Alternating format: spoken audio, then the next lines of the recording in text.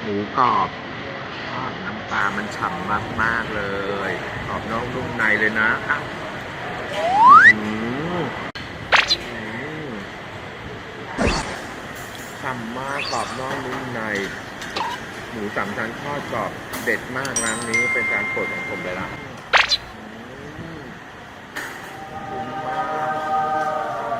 แฟนต้องลงต้องลง